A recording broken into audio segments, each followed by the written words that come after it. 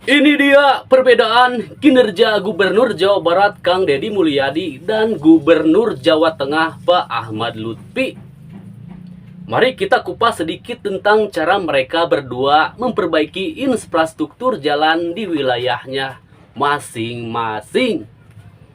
Begini, Gubernur Jateng ogah jor-joran membangun infrastruktur jalan yang menurutnya akan percuma kalau tidak ada manfaatnya untuk perekonomian warga.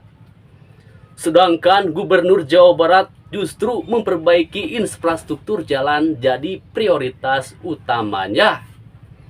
Dari tingkat kota hingga sampai ke pelosok desa, semuanya harus sama rata. Bahkan ke depannya jalan-jalan desa, perbaikannya akan diambil alih oleh Pemprov.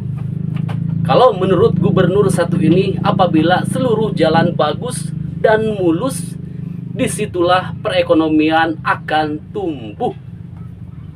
Jadi ini dia penjelasan dari kedua gubernur Jawa Barat dan gubernur Jawa Tengah. Yang pertama kita simak penjelasan dari gubernur Jawa Tengah. Kalau sementara ini memang banyak jalan untuk menuju lahan pangan masih jelek. Ibu, masyarakat itu tidak pernah tahu itu jalan provinsi, jalan kabupaten. Tahunnya itu jalannya mulus. Oke. Nah, apa yang kita lakukan sebagai pejabat publik di wilayah kita? Oke. Yang kita lakukan adalah prioritas jalan untuk menumbuhkan ekonomi baru. Lek awake dhewe bangun jalan tidak mempunyai efek langsung kepada sentuhan masyarakat, gak ono gunane. Sehingga apa? Jadi kita harus milih dan milah.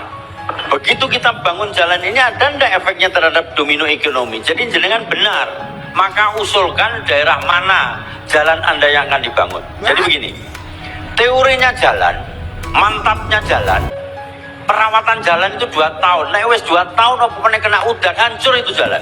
Yang IJD beda dengan yang kita usulkan yang menopang jalan pangan, Mbak. Jalan pangan itu jalan desa apa jalan kabupaten? Bukan jalan desa, jadi jalan kabupaten. Di kabupaten sebelah ndi? Aduh, ini Pak, saya baca satu-satu sudah ada di usulan, Pak. Sudah Apa? kami usulkan untuk Pemprov.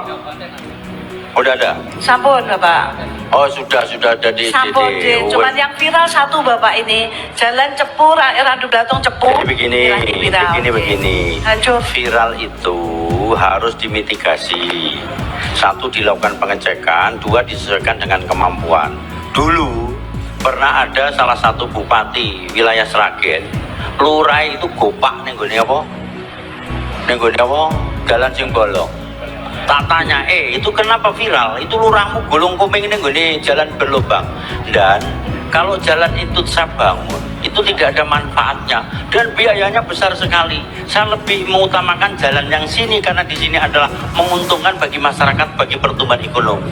Nah, makanya yang bisa memanage, yang tahu wilayah adalah para bupati, wali kota dan dinasnya harus mempunyai skala prioritas. Karena dengan keterbatasan fiskal dan tekanan fiskal di tempat kita harus bisa mensiasati yang semacam itu. Kalau kita sebagai pejabat publik viral biasa, nggak viral jangan jadi pejabat publik gitu. Tetapi bagaimana kita harus lebih rajin untuk bisa memitigasi daripada problem jalan di wilayah kita. Dan problemnya sama semua. Yang lebih utama masyarakat tidak pernah tahu bahwa itu jalannya siapa. Penting jalan itu mulus.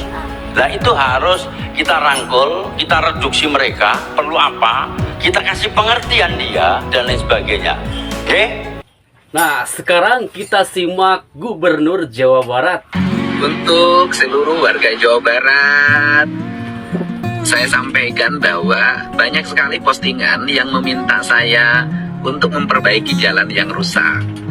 Perlu kami sampaikan bahwa kewenangan jalan itu ada jalan desa, jalan kabupaten kota, dan jalan provinsi serta jalan nasional.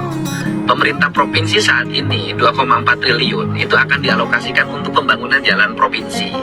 Membuat jembatan di jalan provinsi, ini fokus kita untuk tahun ini dan tahun depan.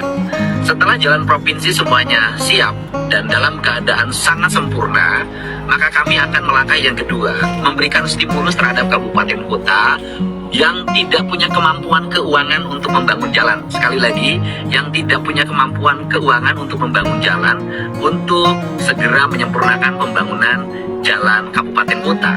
Setelah sebelumnya saya pasti mengevaluasi terhadap anggaran yang dimilikinya. Jangan sampai untuk jalan tidak ada, untuk kegiatan lain ada. Setelah itu kami akan memfokuskan pada mensinergikan jalan desa. Nah, jalan desa itu sebenarnya sudah ada dana desa.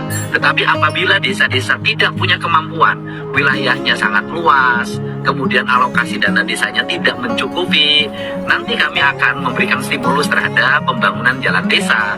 Tetapi dengan catatan, dana desanya sudah bisa dilaksanakan secara optimal dan desanya tidak punya kemampuan keuangan untuk membangun jalan karena keterbatasan anggaran.